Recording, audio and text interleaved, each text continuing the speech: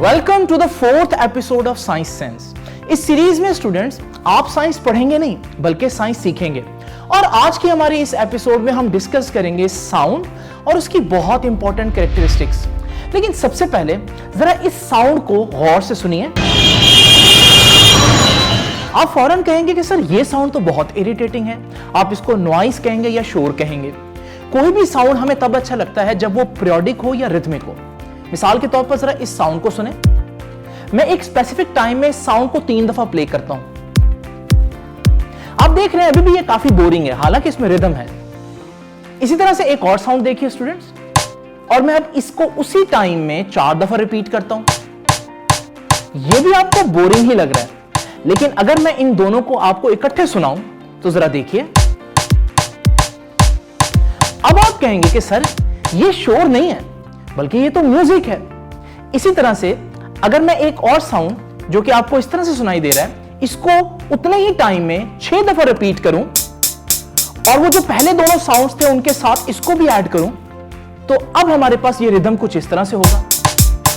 और मैं चाहूं तो इसमें मजीद रिदम भी ऐड कर सकता हूं। तो स्टूडेंट्स, आप लोगों ने देखा कि किस तरह से हमें अल्लाह ताला ने ये एबिलिटी दी है कि हम म्यूजिक में और शोर में फर्क कर सकें। और आज हम खास तौर पर डिस्कस करेंगे कि ये म्यूजिकल साउंड जो है किस तरह से प्रोड्यूस किया जा सकता है और इसकी क्या प्रॉपर्टीज हैं। So let's get started. Students, आप लोगों ने टीचर से ये बार बार सुना होगा कि साउंड एक वेव है, लेकिन वेव क्या होती है जरा देखें। ये स्प्रिंग के अंदर एक वेव आपको दिखाई दे रही है। ये क्या है? ये असल में स्प्रिंग के अंदर एक डिस्टर्बेंस है जो क्रिएट कर दी मैंने। इस डिस्टर्बेंस को ही हम वेव कहते हैं। तो स्टूडेंट्स, अगर साउंड भी एक वेव है तो फिर जब वो हवा में से पास करेगी तो डिस्टर्बेंस तो क्रिएट करेगी, लेकिन साउंड नजर नहीं आती। तो क्या मैं उस डिस्टर्बेंस को इनडायरेक्टली वेरीफाई कर सकता हूं? तो स्टूडेंट्स, उसके लिए मेरे पास साउंड का एक सोर्स मौजूद है। आइए इसको ऑन करके देखते हैं।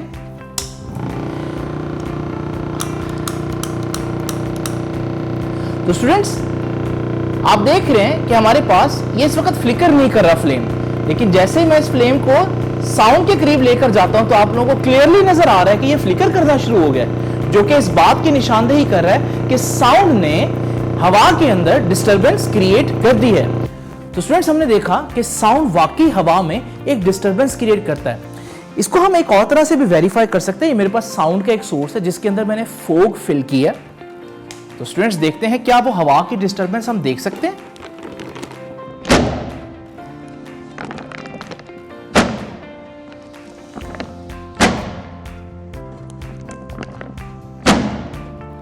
तो स्टूडेंट्स, आपने देखा कि वाकई में ये जो साउंड है हवा के अंदर जो डिस्टर्बेंस क्रिएट करती है उसको हम देख भी सकते हैं।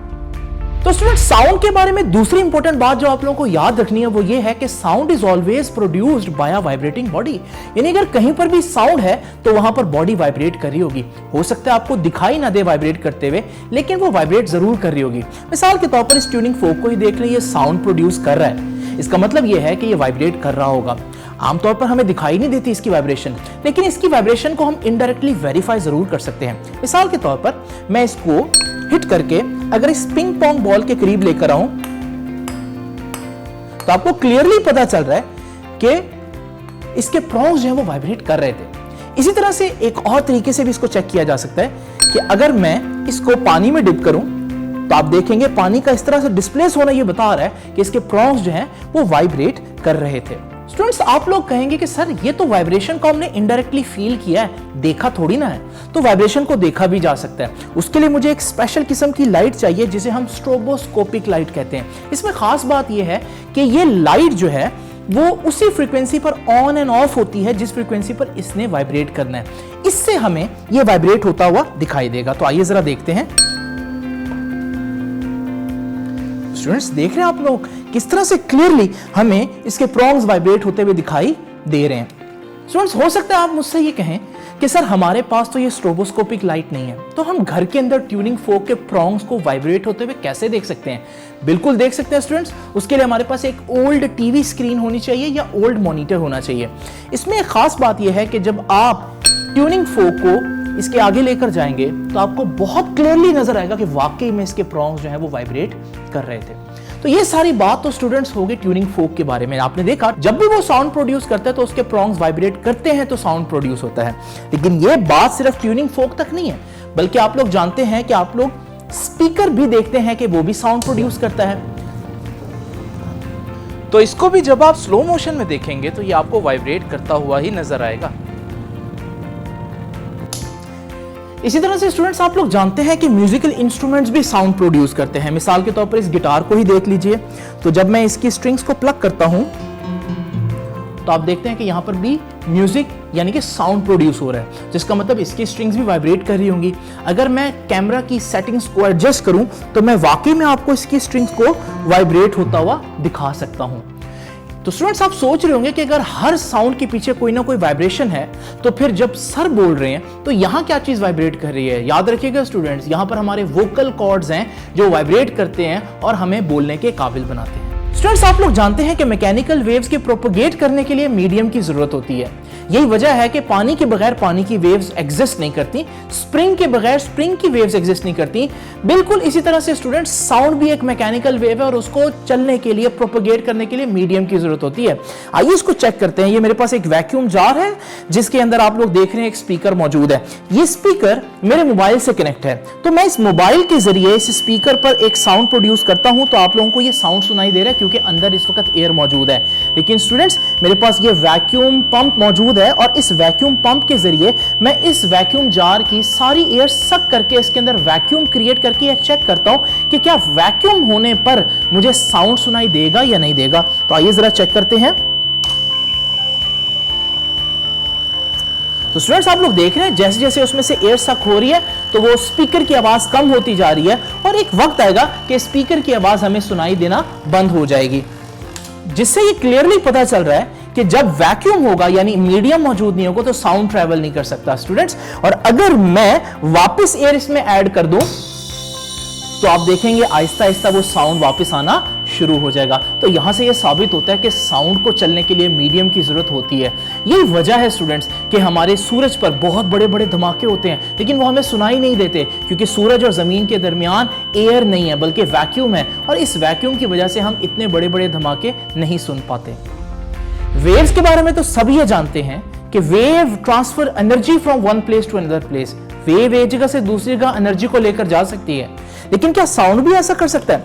ये चेक करने के लिए हमारे पास एक साउंड प्रोड्यूस करने वाली डिवाइस है। तो ये जो साउंड इसने प्रोड्यूस किया हम चेक करेंगे क्या इसके पास एनर्जी है, क्या ये एनर्जी को एक जगह से दूसरी जगह लेकर जा सकती है। तो स्टूडेंट्स ये चेक करने के लिए मैं इसको एम करता हूं इन स्टाइरोफोम कप्स पर। तो आपने देखा कि वाकई साउंड जो है वो एनर्जी को एक जगह से दूसरी जगह लेकर जा सकती है। इसको एक और तरह से भी चेक कर सकते हैं स्टूडेंट्स। ये मेरे पास दो आइडेंटिकल ट्यूनिंग फोक्स हैं। मैं एक ट्यूनिंग फोक को जब वाइब्रेट करता हूं तो जैसे मैंने इसको रोका आपने देखा अभी भी आवाज आ रही है, इसका मतलब दूसरा ट्यूनिंग फोक जो है वो वाइब्रेट कर रहा है। उसको किसने वाइब्रेट करवाया? इसका मतलब यह है कि जो इसका साउंड था उसने इस ट्यूनिंग फोक को वाइब्रेट करवाया। आप इसको ज्यादा बेहतर तरीके से यूं चेक कर सकते हैं। तो स्टूडेंट्स मैं इसको दोबारा से वाइब्रेट करवाता हूं और आप देख रहे हैं दूसरा ट्यूनिंग फोक जो है वो वाइब्रेट कर रहा है। तो इसका मतलब यहां से यहां साउंड एनर्जी ट्रांसफर कर रही है। तो स्टूडेंट्स आप लोगों ने देखा कि साउंड बाकी वेव्स की तरह एनर्जी ट्रांसफर कर सकती है। स्टूडेंट्स साउंड को स्टडी करते हुए सबसे बड़ा मसला तो यह है कि हम साउंड वेव्स को देख नहीं सकते। मैं उस ट्यूनिंग फोक से निकलने वाली साउंड सुन तो सकता हूं लेकिन मुझे इसकी वेव नजर नहीं आ रही, लेकिन हम ऑसिलोस्कोप के जरिए उन वेव्स को देख सकते हैं। मिसाल के तौर पर जब मैं माइक के करीब इसको लेकर जाता हूं तो आप स्क्रीन पर देख सकते हैं उसकी वेव फॉर्म। इस वेव फॉर्म को देखकर हमें दो बहुत इंपॉर्टेंट बातें पता चलती हैं साउंड के बारे में, जिसमें पहली बात है साउंड का एक एम्पलीट्यूड भी होता है। और वो एम्पलीट्यूड क्या होता है, जरा दोबारा से वेव फॉर्म देखें इस ट्यूनिंग फोक की। ये जो डिस्टेंस मैं आपके सामने मेंशन कर रहा हूं या आप कह सकते हैं ये जो हाइट है वेव की, इसे हम कहते हैं एम्पलीट्यूड ऑफ साउंड वेव। ये एम्पलीट्यूड से हमें क्या पता चलता है? एम्पलीट्यूड बताता है कि आवाज कितनी ऊंची होगी या कितनी मध्यम होगी, यानी कितनी लाउड होगी या कितनी फेंट होगी। मिसाल के तौर पर मैंने इस ट्यूनिंग फोक को स्लाइटली हिट किया तो आपने देखा बहुत कम आवाज आ रही है। क्यों भला? क्योंकि आप वेव फॉर्म में देख रहे हैं एम्पलीट्यूड बहुत कम है। लेकिन जरा इसको अप हिट किया मैंने जोर से तो आपने देखा आवाज बहुत ज्यादा आई। भला क्यों? क्योंकि वेव फॉर्म का एम्पलीट्यूड बहुत ज्यादा था। स्टूडेंट्स, एम्पलीट्यूड और भी फैक्टर्स पर डिपेंड करता है, जिनमें एक फैक्टर डिस्टेंस का है। मिसाल के तौर पर अगर मैं इस ट्यूनिंग फोक को इस माइक से ज्यादा डिस्टेंस पर रखूं तो आप देखेंगे आवाज कम आएगी, लेकिन जैसे जैसे इसको करीब लेकर आऊंगा तो आप देख रहे हैं लाउडनेस बढ़ती जा रही है। इसका मतलब एम्पलीट्यूड बढ़ रहा है। तो डिस्टेंस कम तो एम्पलीट्यूड ज्यादा होगा और डिस्टेंस ज्यादा होगा तो एम्पलीट्यूड कम होगा। यही वजह है कि जब कोई शख्स आपके करीब आकर बात करे तो आपको उसकी आवाज बहुत लाउड सुनाई देती है, लेकिन अगर वो दूर से आपको आवाज दे तो उसकी लाउडनेस आपको कम फील होती है, क्योंकि डिस्टेंस बढ़ने पर एम्पलीट्यूड कम हो जाता है। एक और फैक्टर जो है एम्पलीट्यूड को डिटरमिन करने का, वो है area of the vibrating body. देखिए, इसकी आवाज आ तो रही है लेकिन आवाज बहुत कम है, लाउडनेस कम है। लेकिन जरा दोबारा देखिए, अगर मैं इसको इस टेबल के साथ टच करूं, ऐसा इस वजह से हुआ स्टूडेंट क्योंकि पहले ये अकेला वाइब्रेट कर रहा था, लेकिन जब मैं इसको टेबल के साथ टच करूंगा तो पूरा टेबल वाइब्रेट करेगा। तो जितनी बड़ी बॉडी वाइब्रेट करेगी उतनी लाउडनेस यानी कि एम्पलीट्यूड बढ़ जाएगा। यही वजह है कि जरा दोबारा से देखिए इस ट्यूनिंग फोक को, आप देख रहे हैं इसकी लाउडनेस इतनी ज्यादा नहीं है। अब यही सेम ट्यूनिंग फोक है लेकिन इसके साथ एक वुडन बॉक्स अटैच है, तो जब ये वाइब्रेट करेगा तो पूरा वुडन बॉक्स भी वाइब्रेट करेगा। तो आप जरा देखिए सेम ट्यूनिंग फोक कितना ज्यादा लाउड है। इसका मतलब लाउडनेस बढ़ जाती है जब हमारे पास बड़ी बॉडी वाइब्रेट करती है। यही वजह है अक्सर म्यूजिकल इंस्ट्रूमेंट्स के साथ आपने देखा होगा इस तरह का वुडन बॉक्स अटैच होता है। जहां पर भी आप देख रहे हैं कि हमारे पास एक वुडन बॉक्स अटैच है, ये वुडन बॉक्स इसलिए अटैच किया जाता है ताकि एरिया ऑफ वाइब्रेटिंग बॉडी बढ़ जाए, तो उससे लाउडनेस बढ़ जाएगी और दूर तक लोगों को इसकी आवाज सुनाई देगी। स्टूडेंट्स, कुछ आवाजें ऊंची और कुछ आवाजें मध्यम क्यों होती हैं ये तो हम लोगों ने जान लिया, लेकिन आप जानते हैं कि कुछ आवाजें बारीक यानी कि श्रिल होती हैं और कुछ आवाजें भारी यानी कि ग्रेव होती हैं, जैसे मर्द और औरत की आवाज। तो आदमी की आवाज भारी क्यों होती है? जरा इस आदमी की आवाज गौर से सुने, हेलो। और अब इससे बनने वाली वेव फॉर्म को देखिए। इसी तरह से स्टूडेंट्स, एक औरत की आवाज सुनिए, हेलो, और इससे बनने वाली वेव फॉर्म को देखिए। आइए इन दोनों वेव फॉर्म्स को जरा गौर से देखते हैं। ऊपर वाली वेव फॉर्म में आप देख रहे हैं कि इतनी जगह पर सिर्फ 10 वेव्स आ रही हैं, जबकि नीचे वाली वेव फॉर्म आपको बता रही है कि यहां पर तकरीबन 20 वेव्स आ रही हैं। जहां वेव्स कम आए वहां हम कहते हैं फ्रीक्वेंसी कम है, तो यानी कि मर्द की आवाज की फ्रीक्वेंसी कम हुई, जबकि औरत की आवाज की फ्रीक्वेंसी ज्यादा होगी क्योंकि वहां ज्यादा वेव्स आ रही हैं। तो यहां से हम लोगों ने क्या सीखा? मर्द की आवाज भारी क्यों होती है? क्योंकि उसकी आवाज की फ्रीक्वेंसी कम होती है। और औरत या बच्चों की आवाज बारीक क्यों होती है? क्योंकि उसकी फ्रीक्वेंसी ज्यादा होती है। तो जिस चीज की फ्रीक्वेंसी ज्यादा होगी उसकी आवाज बारीक, और जिसकी फ्रीक्वेंसी कम होगी उसकी आवाज भारी होगी। स्टूडेंट्स, आवाज की फ्रीक्वेंसी चेंज करने के बहुत से तरीके हैं। मिसाल के तौर पर ये मेरे पास एक हीलियम बैलून है। अगर मैं ये हीलियम गैस इनहेल करूं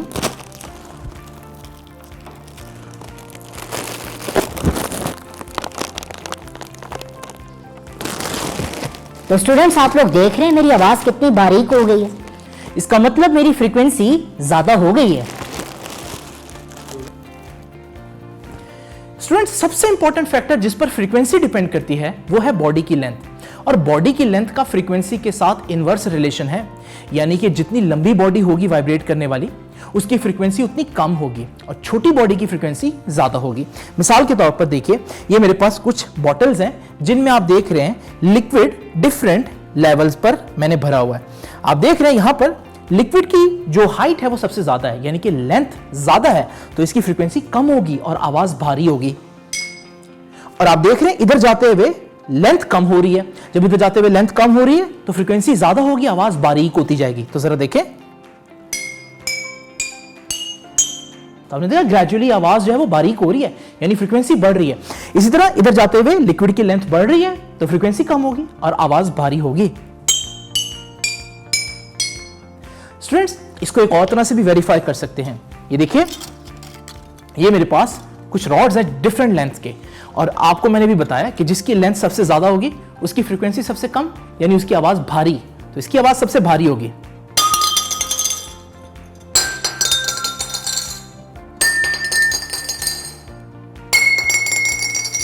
तो स्टूडेंट्स आप लोगों ने देखा किस तरह से फ्रीक्वेंसी ग्रेजुअली चेंज होती है अगर लेंथ चेंज हो रही हो। आप सोच रहे होंगे कि मैंने इसी फैक्टर पर इतना जोर क्यों दिया, क्योंकि आपके जितने भी म्यूजिकल इंस्ट्रूमेंट्स हैं वो असल में इसी फैक्टर को देखकर बनाए जाते हैं। तो अब हम देखेंगे कुछ ऐसी एग्जांपल, लेकिन उसमें सबसे पहले आपको ये पता होना चाहिए कि फ्रीक्वेंसी और लेंथ का इनवर्स रिलेशन है। जब लेंथ कम होगी तो आवाज बारीक होगी, और जैसे जैसे लेंथ ज्यादा होती जाएगी आवाज भारी होती जाएगी। स्टूडेंट्स हम लोगों ने देखा कि किस तरह से frequency length of the body पर डिपेंड करती है। याद रखिएगा म्यूजिकल इंस्ट्रूमेंट्स में फ्रीक्वेंसी ही का दूसरा नाम सुर है। तो अगर हमें डिफरेंट सुर पैदा करने हैं तो हमें डिफरेंट फ्रीक्वेंसीज पैदा करनी है, और डिफरेंट फ्रीक्वेंसी तब पैदा होंगी जब डिफरेंट लेंथ होंगी। तो याद रखिएगा स्टूडेंट्स, हम पहले म्यूजिकल इंस्ट्रूमेंट में इसी असूल को देखते हैं। आप देख रहे हैं कि हमारे पास यहाँ पर मेटल की बहुत सी स्ट्रिंग्स हैं। एक तरफ बहुत लंबी स्ट्रिंग है, जबकि दूसरी तरफ जाते हुए आप देख रहे हैं कि मुसलसल लंबाई कम हो रही है। अगर लंबाई कम हो रही है तो फ्रीक्वेंसी चेंज होगी, फ्रीक्वेंसी चेंज होगी तो सुर चेंज होंगे। तो जरा देखते हैं।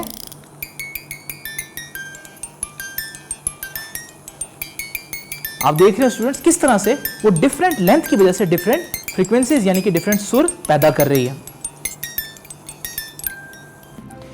बिल्कुल इसी तरह से स्टूडेंट्स ये एक और हमारे पास इंस्ट्रूमेंट है, लेकिन इसका भी वही प्रिंसिपल है। आप देख रहे हैं यहां पर डिफरेंट लेंथ की मेटल प्लेट्स हैं।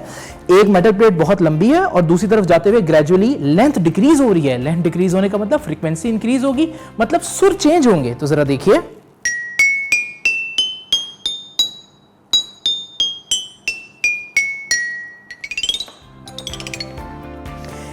इसी तरह से स्टूडेंट्स ये हमारे पास एक और इंस्ट्रूमेंट है, लेकिन बिल्कुल वही प्रिंसिपल है। आप देख रहे हैं इसमें हमारे पास डिफरेंट लेंथ के रॉड्स हैं, और आप देख रहे हैं यहां पर लेंथ ज्यादा है और दूसरी तरफ जाते हुए लेंथ ग्रेजुअली डिक्रीज हो रही है।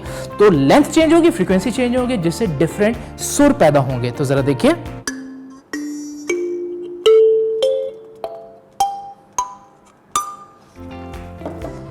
बिल्कुल इसी तरह से स्टूडेंट्स ये एक और इंस्ट्रूमेंट है। इसमें भी वही रूल है। आप देख रहे हैं एक तरफ लेंथ ज्यादा है और दूसरी तरफ जाते हुए लेंथ ग्रेजुअली डिक्रीज कर रही है। इसका मतलब लेंथ चेंज होगी, फ्रीक्वेंसी चेंज होगी और डिफरेंट सुर पैदा होंगे। तो स्टूडेंट्स आप लोग देख रहे हैं कि हमारे पास म्यूजिकल इंस्ट्रूमेंट तो डिफरेंट है, लेकिन प्रिंसिपल सेम है। बिल्कुल ऐसे ही अगर आप देखें यहां पर, ये हमारे पास डिफरेंट लेंथ के पाइप्स हैं। अगर मैं इनको स्ट्रक करूं तो आप देखेंगे यहां पर भी डिफरेंट फ्रीक्वेंसीज जनरेट होंगी।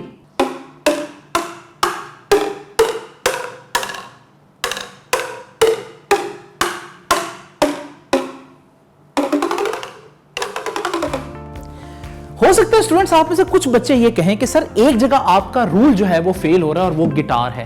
क्योंकि गिटार में हम देखते हैं कि किसी स्ट्रिंग की लेंथ बड़ी या छोटी नहीं होती, बल्कि सारी स्ट्रिंग्स की लेंथ जो है वो सेम होती है। तो यहां पर डिफरेंट फ्रीक्वेंसीज यानी कि डिफरेंट सुर कैसे पैदा होंगे? याद रखिएगा यहां पर हम डिफरेंट सुर पैदा करेंगे अपने हाथ की मूवमेंट से, उससे भी लेंथ ही चेंज होती है। अगर मैं स्ट्रिंग को यहां पर पकड़ता हूं तो ये जो हमारे पास पोर्शन है स्ट्रिंग का, इसमें वेव प्रोड्यूस होगी। तो अगर मैं यहां से पकड़ूंगा तो फिर इसका मतलब लेंथ जिसमें वेव ने प्रोड्यूस होना है वो छोटी होगी। तो हाथ की मूवमेंट असल में लेंथ ही को चेंज कर रही होती है।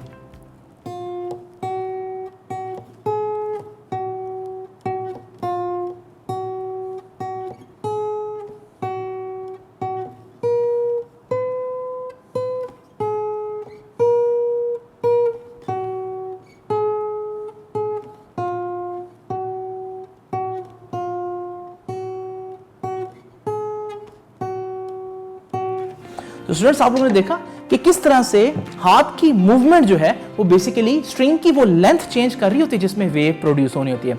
ये तो ऐसी एग्जांपल होगी जिसमें आप लोगों ने देखा कि जो वाइब्रेटिंग बॉडी है वो कोई लेंथ हो सकती है, पाइप हो सकती है, कोई हमारे पास स्ट्रिंग हो सकती है। लेकिन कुछ हमारे पास ऐसे इंस्ट्रूमेंट्स होते हैं जिनको हम ऑर्गन इंस्ट्रूमेंट्स कहते हैं।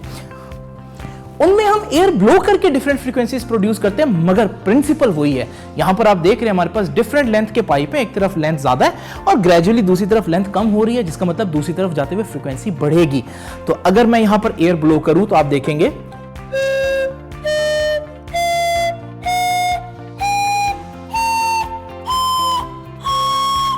तो आपने देखा कि किस तरह से मुसलसल फ्रीक्वेंसी यानी कि सुर चेंज हो रहा है।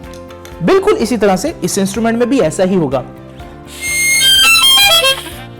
तो स्टूडेंट्स आप लोगों ने देखा कि हमारे पास डिफरेंट किस्म के म्यूजिकल इंस्ट्रूमेंट्स होते हैं, लेकिन उनमें असल प्रिंसिपल डिफरेंट फ्रीक्वेंसीज या डिफरेंट सुर पैदा करने के लिए एक ही है, और वो है कि लेंथ चेंज करें, तो फ्रीक्वेंसी चेंज हो जाएगी, जिससे आपके पास डिफरेंट सुर मिलेंगे।